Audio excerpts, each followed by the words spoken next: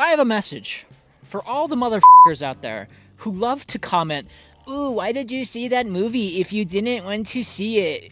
We're going to not like it because you didn't want to see it." I like Dungeons and Dragons. So you. And I would be a bold-faced stone-cold liar if I said that I didn't go into Dungeons and Dragons with every fiber of my being telling me not to. Because it's Dungeons and Dragons. You know what happened with the last Dungeons and Dragons? All of us do. Stand out!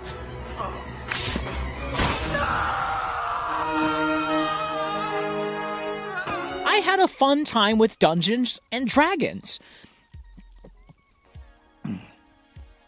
Almost threw up saying that, but I did. The story falls flat, and I will say that was one of my big hang-ups with the film, is the story fell kind of flat for me. It's about Chris Pine and this merry band of misfits that are going to try and get his daughter back. He went to prison, and one of his cohorts double-crossed them and stole his daughter, and he wants to get her back. And that's the thinnest of premises.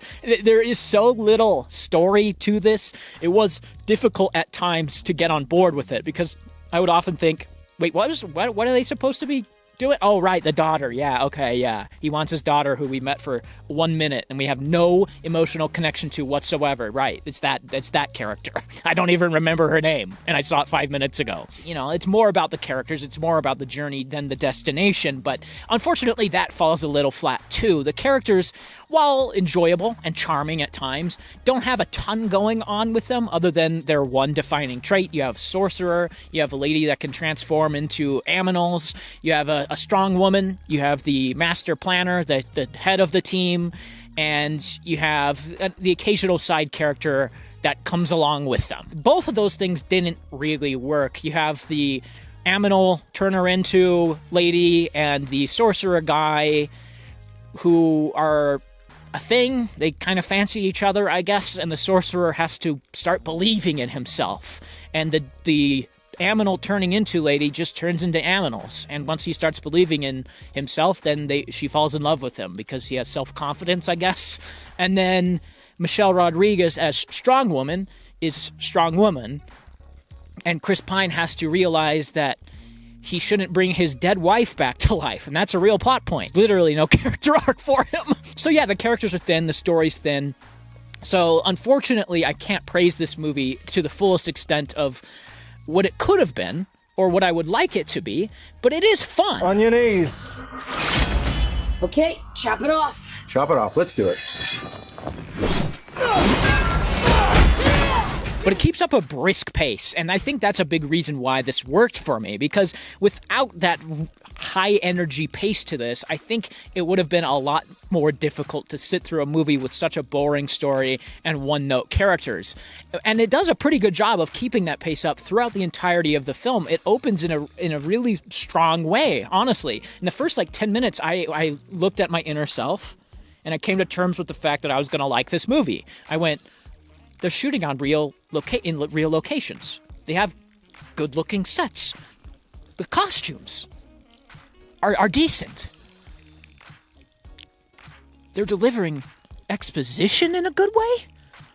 Oh my lord, I'm gonna have to praise this movie. That was me in the first 10 minutes. I legitimately loved the first 10 minutes of this movie. I think it's incredibly effective. You have a prison that Chris Pine and Michelle Rodriguez are stuck in, and you have this guy, this big lumbering huge guy that gets taken into this prison, and you see how they are super tight-knit with their security and how he gets in there, and then he gets introduced to his two cellmates, our main two characters, and gets killed immediately and dispatched by Michelle Rodriguez, which is a great way to set up the two characters. Again, one note as they may be, it gives their characters a pretty good foundation, and it's a good introduction to their characters. And then right after that, they go to their parole hearing. They have to find out if they are going to get out of prison early.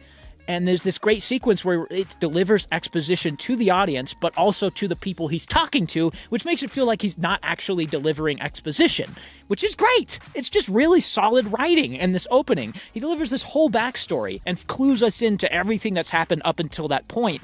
And then the scene ends with a dramatic escape, which is fun and quirky and actually worked.